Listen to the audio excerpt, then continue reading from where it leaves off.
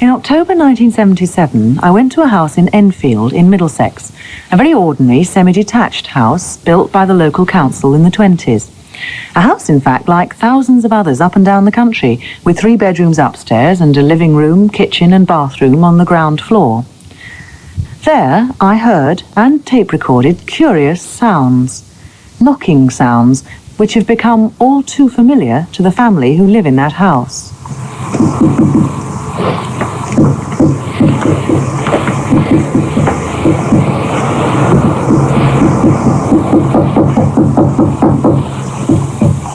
It all began on Wednesday, August the 31st, 1977. Mrs. Peggy Hodgson, who's divorced from her husband, was spending a normal evening at home with her children, Margaret, Janet, Johnny and Billy. But around 9 o'clock, just after the children had gone to bed, Mrs. Hodgson noticed some strange things happening. There was a noise in the back bedroom, this shuffling, like a piece of furniture shuffling along a floor, a linoed floor. And I spent about an hour or more trying to locate the noise and switching the light on and off, but it seemed to start up when the light was off and stop when the light went on. I know it sounds a bit silly, but I was trying to find out what it was. I was standing in the doorway while the children were in bed. Mrs. Hodgson, now thoroughly alarmed, got the children up and turned to her next-door neighbour, Vic Nottingham, for help. He works as a roofer, and he thought perhaps it was something in the structure of the house that was causing the noises Mrs. Hodgson could hear. All I could hear was this here knocking, and I didn't know what it was, no idea what it was. It was just a strange knock on the wall. I went up the stairs, and as I went up the stairs, this knock followed me. I got 3 knocks, 3 distinctive knocks on the wall. Carried on up the stairs, went into the bedroom, got into the front bedroom, 3 knocks on the wall again. Strange, I thought myself, I'm beginning to shake. So I goes in the back bedroom, same thing again, knocks followed me. Anyway, being in the building game, I thought to myself, well, I've got to have a look around the house, I've got to be brave, like, you know, and try and find out what it is. So I go through all the pipes, no airlocks or nothing like that. And it definitely wasn't a knock like that, it was a distinctive knock on the wall. So I goes in back downstairs again, I says to Mrs. Hodgson, I said, I've just gone in my house a minute, I said, I'll go and get my son, and Granddad was there. So 3 of us have gone in the house now. We go up the stairs, and I go into the front bedroom, my son goes in the back bedroom, and Granddad goes in there, and we all get a distinctive knock. Not just one, but one in each room. So, of course, by this time, I think we're all got a shake on now, we're all frightened. So, anyway, we come downstairs and I said to Peg, I said, look, I said, Mrs. Hodgson, there's something definitely strange in your house. I said, the best thing for us to do, I said, you'll come into my house. I said, we'll phone the police. So anyway, we phoned the police up and they said straight away, have you been drinking? So we said, no, definitely not. Like, has the people in the house been drinking? He said, no parties or nothing going on. So he said, I can't come down tonight. I said, well, look, I said, there's a mother and 4 children. I said, no father here. I said, and there's something very funny in the house. I said, I'm afraid you've got to come down and see us. So within about 10 minutes, quarter of an hour, police car arrives and there's a young policeman and a woman constable. So he comes in all brave and let's have a look around his house and let's see what it is like, you know. Because he goes in the house and as he walks in the house, all he gets is this here knock. Bang, bang. And the police woman at the back, she's getting a little bit shaky because I can see her, she's turning white. Anyway, he goes up the stairs and the knock follows him. The knockings weren't the only events to worry visitors to the Hodgson house that night. When we came down the stairs, the first night, there was Mrs. Hodgson and the 4 children, myself, my son, and my wife's father, the policeman and the police constable. And I think there was 11 of us. And as we were standing there, the children were sitting on the chair. There was an ordinary kitchen chair moved across the room, about, well, I expect 18 inches, something like that. It didn't move fast, but it didn't move slow. I wouldn't like to say how it moved. It was just as if it was pulled across the floor, just a short way. And that's when the policewoman got out of the house as quick as she could.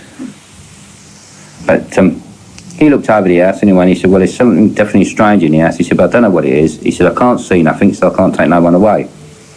Off they went. And that was the last time we ever see those two. We never did see them no more. That night, the Hodgson family slept next door, and in the morning, Vic Nottingham and his wife Peggy decided to try and find someone else to help their neighbours. The following day I phoned the council. Oh, that's right, yeah. And they came down and they went in there, but because there was nothing happened while they was in there. And I think the following night there was things going on again, so as soon as anything happened the children were so scared, and because they just screaming and screaming, so of course we had them in here again. And anyway, I phoned the police up again, and they did send someone else down. But, again, the police couldn't help. They could find no visible or physical cause for the events in the Hodgsons' house.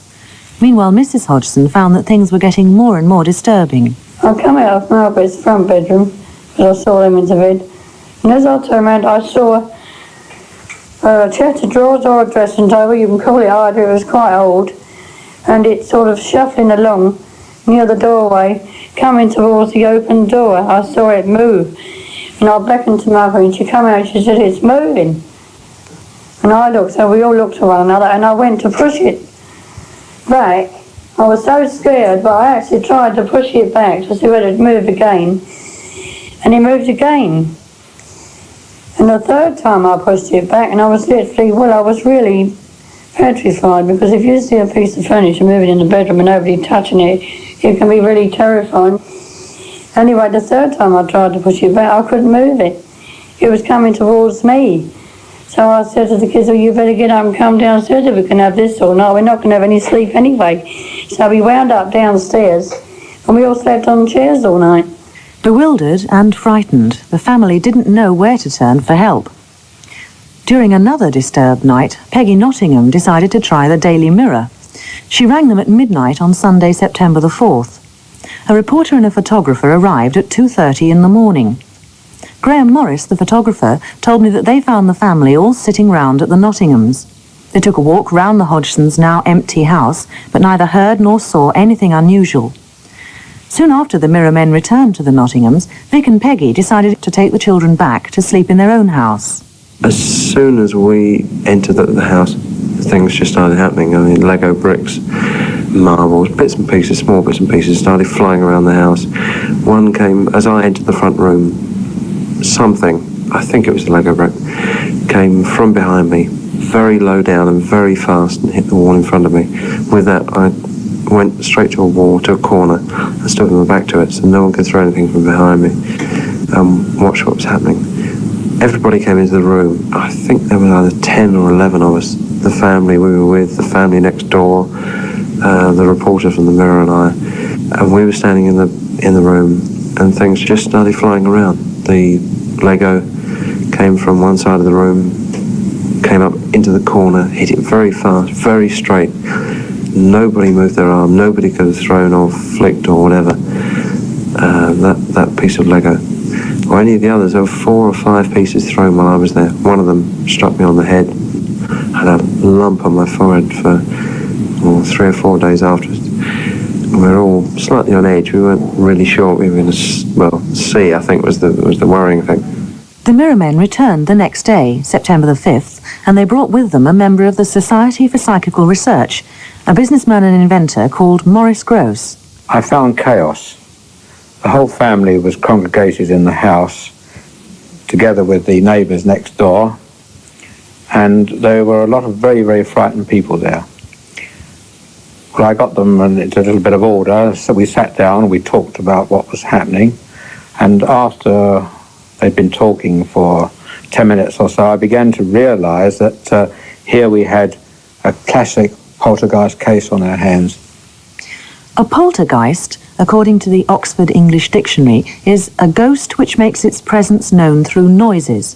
It's actually a German word meaning noisy spirit. It's generally attributed to Martin Luther, who in the 16th century coined the word to refer to a noisy and, as he termed it, demonic presence. Poltergeist activity was first defined or distinguished from ghosts in the early 19th century, when English researchers into this obscure area began using the term to refer to cases in which knockings and unusual noises were heard, and where, in a majority of examples, crockery and other objects were thrown or moved about by some apparently invisible force. These cases often involved children around the age of puberty who were separated from one or both of their parents, either by death or by being forced to work away from home, for instance as servants. At the time when poltergeist-type activity began in Enfield, 2 of the Hodgson children, Janet and Margaret, were around puberty, and as I said, living apart from their father. They were in a very, very frightened state. I don't think they were even thinking about explanations. A poltergeist had been mentioned, I believe, by one of the newspaper men, so this word was being bandied about. But they didn't even know what the real word. In fact, the children were calling it poltergeist. They didn't even know the name. But I told them that there was really nothing to be frightened about. I said it was probably the family themselves who were exerting this force. I didn't theorize too much, but I had to give them some explanation to calm everybody down. Maurice Grosse has been interested for many years in incidents which are often described by the term paranormal, but the events in Enfield were his first chance to study the possibility of such occurrences at first hand. Within a fortnight, he was joined by another member of the Society for Psychical Research, Guy Playfair. He's a writer on paranormal events, including poltergeists, and at first he was reluctant to go to Enfield. He was far more keen to take a much-needed holiday after finishing his latest book. I was fully intending to go up there, expose the whole thing as a fraud, tell Maurice to do his homework and so on, and then go off on my holiday. That's what I wanted to do. But when I first went, I realized that everything Maurice had told me was absolutely true. It was unmistakably a genuine case, and the reason I say that is that the family concerned would have had to have done a great deal of research to know what to do. See, if I want to fake a poltergeist, I can do a pretty good job, because I've studied these things fairly carefully, and I've been on 5 myself, and I've read a lot of cases. I've talked to a lot of people who've been involved in them. But this particular family, they haven't got a single book in the house except the Bible, and children's books, and a few sort of pop fan club magazines and so on. They're not students of the paranormal. There are about 10 to 15 types of events which normally occur on poltergeist cases. All of them have occurred at Enfield. Poltergeist cases do follow recurrent patterns. Maurice Grosse and Guy Playfair have by now spent many thousands of hours with the Hodgson family, listening to the family's own accounts of what's been happening in their house, and also tape recording events as they've occurred. I first visited the house on September the 10th, 1977, and it was on my second visit a month later in October that I was able to hear and to record the knocking sounds that you've already heard. That evening, the Hodgsons were trying to get to sleep in the front bedroom of the house, a room facing onto a main road. Although the house has 3 bedrooms, the family at that stage preferred to sleep all together in the same room. Johnny Hodgson was away from home at a special boarding school, so the family consisted of Mrs. Hodgson, Margaret, Janet, and Billy. While they were attempting to settle down to go to sleep, Mrs. Hodgson's brother and his wife and son were with me on the landing of the house, while Guy Playfair was downstairs in the main living room. That's the room directly beneath the front bedroom. We began to hear knocking sounds at about 10:30, and they appeared to be coming from the floors and walls of the upper part of the house. This is what they sounded like when they started.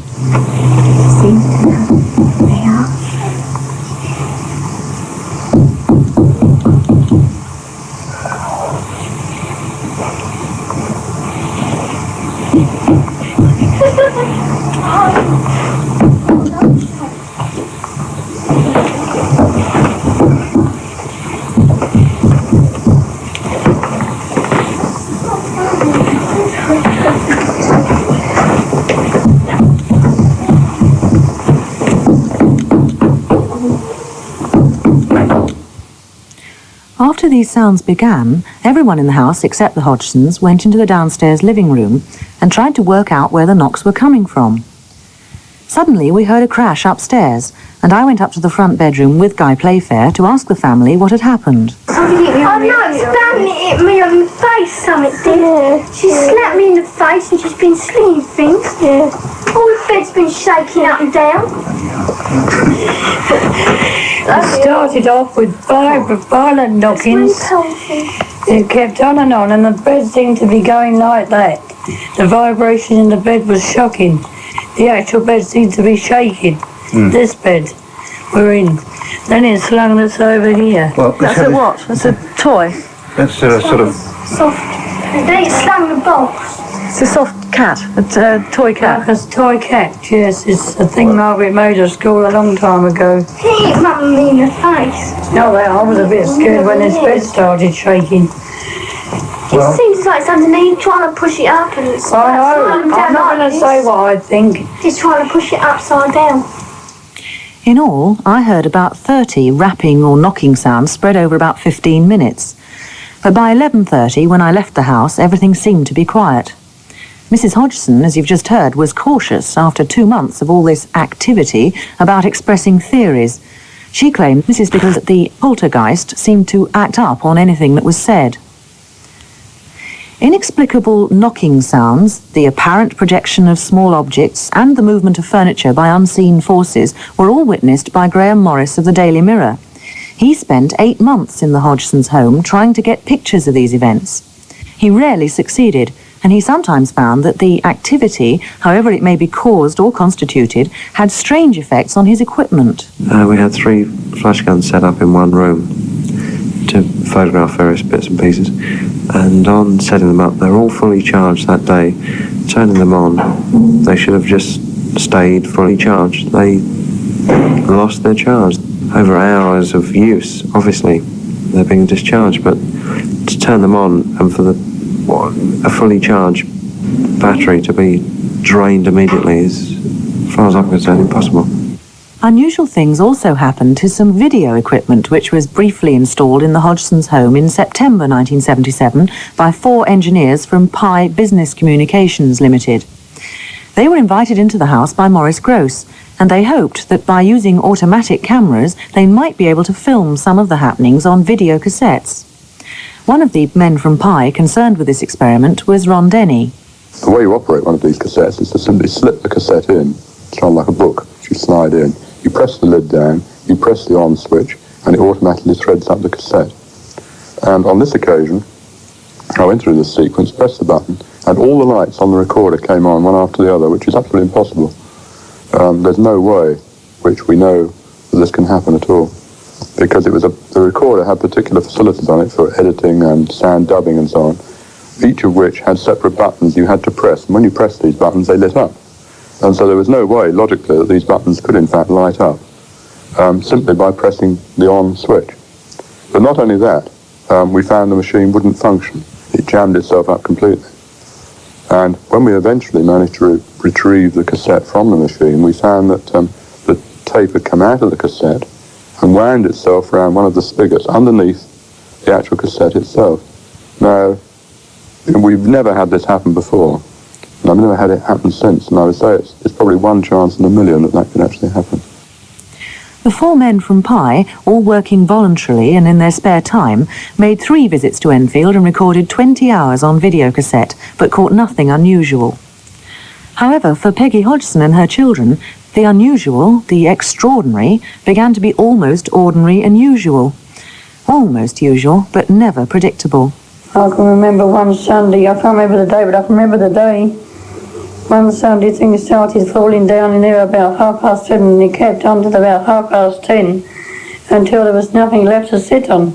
The chairs went over, the tables went over. You never know what's going to happen. When they get in, I mean, the door can open and shut and something can move, you know. There was one instance where I was doing some sausages. I'd got so many in the frying pan and some under the grill because I can't eat fried stuff. And I'd got one too many in the pan, and Margaret and me were standing there and I'm counting them, and one jumped from the pan onto the grill. And these things, they happen so quick. It's sort of like that. Nobody touches anything. It's almost as though someone's standing there with an invisible hand and lifting it from one place to the other. Mrs. Hodgson's brother, John Burkham, is a hospital porter, and he and his family live near to the Hodgsons in the same street. He claims he's not only witnessed strange events in his sister's house, but in his own home as well. The strangest of these events took place in September 1977. On one Sunday, Mrs. Hodgson and the family were at my house, and things started to happen in the afternoon. We was hearing footsteps upstairs, knocks and bangs.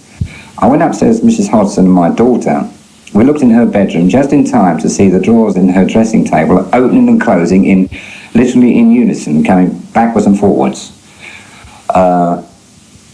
We went into the front bedroom where the wife and I are asleep. The curtains had been pulled. Up there I have a 22-inch television which had been revolved around at an angle of about 45 degrees. By October, more than 6 weeks after the family first began hearing and seeing disturbing events in their house, Mrs. Peggy Hodgson was worn out, both by nervous strain and by sleepless nights. She caught pneumonia and had to spend a week in hospital. 2 of the children were briefly taken into council care, 1 stayed with relatives and 1 was away at school. Soon after this, Janet also became ill. On several occasions, spread over 3 weeks in November, she became hysterical and appeared to go into trances. She was seen by 4 doctors on 4 different occasions, and all gave different diagnoses of her condition. New and even stranger developments took place in December 1977. In that month, deep, gruff voices began to be heard in the house.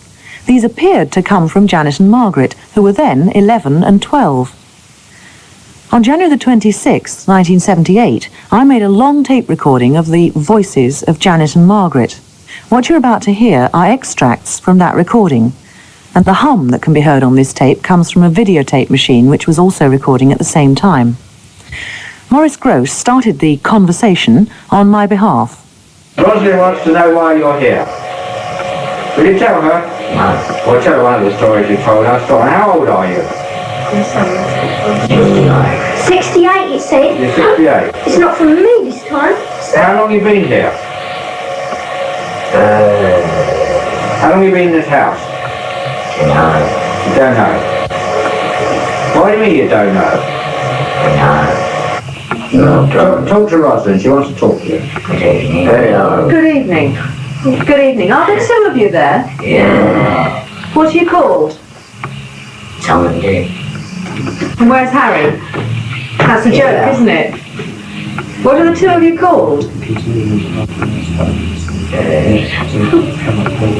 Margaret, you all right? Yeah. Hello.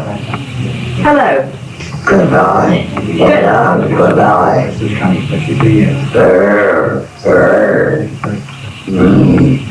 I'm sorry to you. Oh, God. He's going. Does that happen often, Janet? Yeah, it always swears. Yeah, come here. It's always swearing, yeah. Most of the time. The childish level of the conversation and the fact that when, for instance, I asked Margaret if she was all right, it was the gruff, mannish voice that replied yes, not her own, well, all that might lead one to suspect that these voices, if not the other happenings, were some sort of girlish prank. Well, are they? Professor John Hasted, the Professor of Experimental Physics at Birkbeck College in London, carried out scientific tests on both Janet and Margaret with an instrument called a laryngograph. This deep sort of speech is not unknown. It happens in some cases. I'm told that it's called La Tourette's syndrome. And one can test by the laryngograph whether the vocal folds are producing it or whether something else, possibly the muscles higher up the neck that control this and are called the false vocal cords. Well, certainly the laryngograph traces showed that the false vocal folds were involved. I talked to the voices for a considerable time, more than an hour, so I wondered how easy it is to use the false vocal cords in this way. When you and I try to make a noise like that and try to do it, we get a sore throat. And this is because the lubrication of those folds is inadequate. But I suppose it's possible to keep it up if the lubrication is rather better And it certainly seems that this is what is happening. So, is there any question of ventriloquism? Are the girls producing these voices deliberately? I suppose you mean, are they making them on purpose? Well, no one will ever know, because you can't prove what is conscious and what is unconscious. Mind you, I've studied the videotapes of the voice, I've studied the audio tapes, I've been there and heard and seen it going on, and I don't think they're producing it consciously. Maybe they do sometimes, but usually not. But I can't prove that. Obviously, there's very little about this case that can be proved or tested scientifically. Maurice Gross and Guy Playfair have caught the children out, faking things. This is not to say that because you catch a child playing a trick once, therefore the whole case is a load of fraud. It is not. Maurice and I have sifted out of this colossal mass of material 26 or possibly up to 30 incidents which we are completely satisfied. And I mean completely. I don't mean I think they're genuine. I'm absolutely certain. I have no possible physical explanation. If the children involved decide to add a few tricks of their own, this is quite to be expected. It's a feature of the two best-known poltergeist cases researched by William Roll, the Miami and Newark, New Jersey cases. This is quite normal. This is nothing unusual at all. Judging by reports from earlier centuries, voices in poltergeist cases are rare. Where they have occurred, they've often been attributed to the devil. Peggy Hodgson, Maurice Gross and Guy Playfair have all rejected the idea that the voices at Enfield could have diabolical origins. Guy Playfair is particularly hostile to this interpretation. Well, let me make it absolutely clear. I've got no time at all for this devil rubbish, which I say it is rubbish because it's, as far as I'm concerned, an invention of the medieval religious dogmatists. It has no connection with reality. Nothing has ever been demonstrated or proved that there are such things. I can well understand how if some fanatical exorcist went to the house in Enfield, he would no doubt feel that he had a whole legion of devils in the house. But I must make it very clear we've had absolutely no indication at all of any diabolical activity, assuming there to be such a thing. And no doubt we could have created it if we'd gone in with that sort of medieval attitude. I have read many other references to early cases, early as the 17th century, where young girls began to talk in this gruff and sort of rather hoarse voice. And I'm quite sure it was the same actual physical phenomenon that was taking place, but I hope that now we've learned to interpret it rather more realistically. The strange voices first appeared on December the 10th, 1977. A few days later, events of an even more extraordinary nature took place. Mrs. Hazel Short is a school crossing warden, a lollipop lady, and on December the 15th, 1977, she was on duty as usual on the crossing very close to the Hodgsons' house. The house has a school opposite to it, and Mrs. Short had been on duty at the crossing at 9 o'clock that morning. She returned at 11:45 for her lunchtime duties, and she was walking towards the crossing when something about the Hodgsons' house caught her eye. And on the roof, I could see a red cushion, and a fairly big one. And I saw the daughter of the house, Margaret, the oldest girl, standing outside, so I asked her what the cushion was doing on the roof, being nosy. So she said that they hadn't got a clue how it got up there because the windows were closed. So because we were standing there talking and kept looking up at it, all of a sudden I heard a bang and see a book hit the front bedroom window, and that was followed by a pillow, candy striped pillow, then a book, then the pillow again.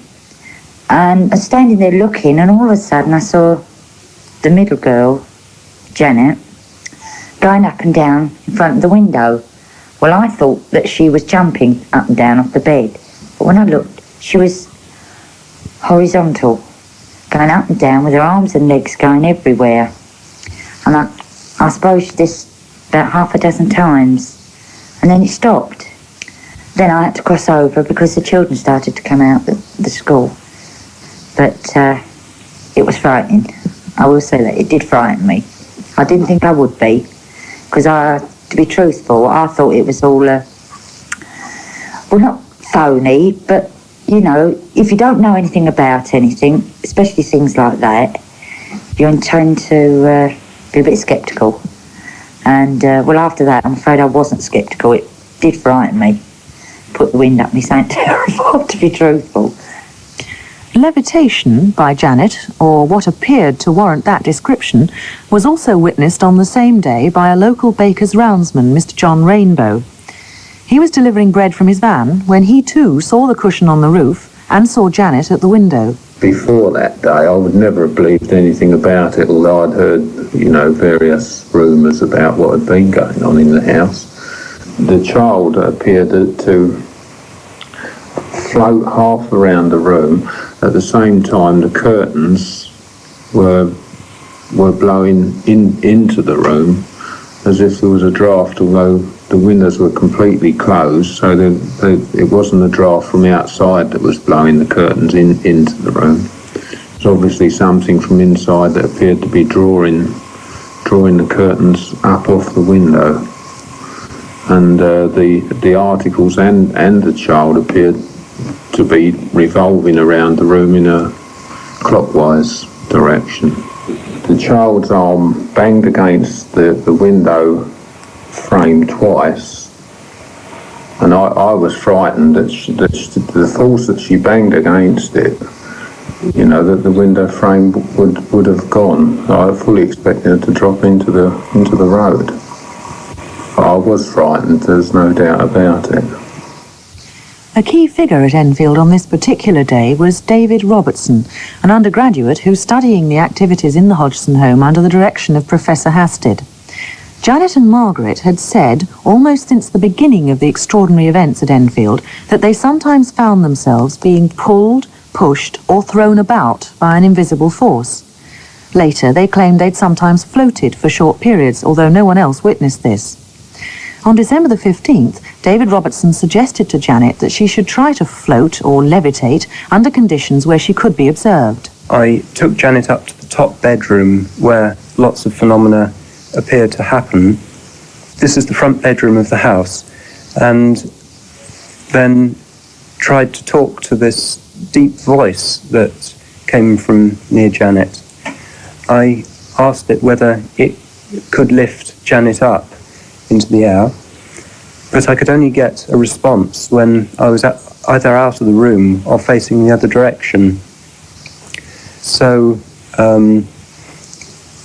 I started off by putting objects on the floor, getting it to move them about, throw them about the room, and I could hear the objects moving, but I was outside the room, of course.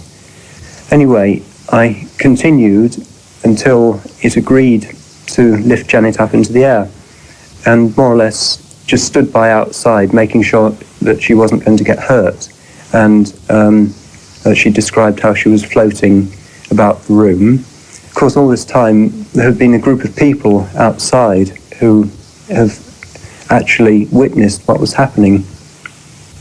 So it appears that she wasn't making it up or anything. But I never did get to see an actual levitation itself. At least the closest I got was crouching down, facing the door, and Janet was very near me, and she came over my head onto the floor. But it's impossible to rule out jumping there. But I did see that she didn't leave the room through the door. The beds were very hard, and it's impossible to bounce in a horizontal position so that you would be visible from the window. Janet claims that she not only levitated on December the 15th, but that she passed through the bedroom wall into the Nottingham's house next door and then passed back again. This is her description of what happened to her on that day. Well, I was sitting on the bed over there, and I went on that bed and started levitating. Didn't feel as though I went for a walk, but I did, because I was in Peggy's house. I didn't know where I was actually, because it was all white and there wasn't no door or windows. It certainly seems that the happenings in the Hodgson household reached their peak that December. It may be relevant that it was during this month that both Janet and Margaret reached menarche, that is, they started their periods. Since then, though activity has continued, it's not been so frequent or so violent. While many people believe in the existence of poltergeist phenomena, there is considerable disagreement about the nature or the causes of such phenomena. One of the world's leading authorities on the subject is Professor Hans Bender of Freiburg University. There are two sorts of poltergeist phenomena. One sort, one kind, bound to persons. That's the majority of cases. And another category where the phenomena seem to be bound to a location. And in my material, 43 cases, I have only one case where the phenomena were bound to a location. Professor Bender believes that poltergeist activity almost always centers upon one particular person, the focus person, often a child around the age of puberty or someone under some form of stress. Well, we think that it's a sort of discharge of inner conflicts, and these conflicts are very often sexual ones, aggression against other people. You know, if a young person is in an aggressive state of mind, it may take a cup and throw it against the wall. Well, it's exactly the same motivation, only we can't explain how it works. The cup is thrown against the wall, but not by mechanical means, but by PK, by psychokinesis.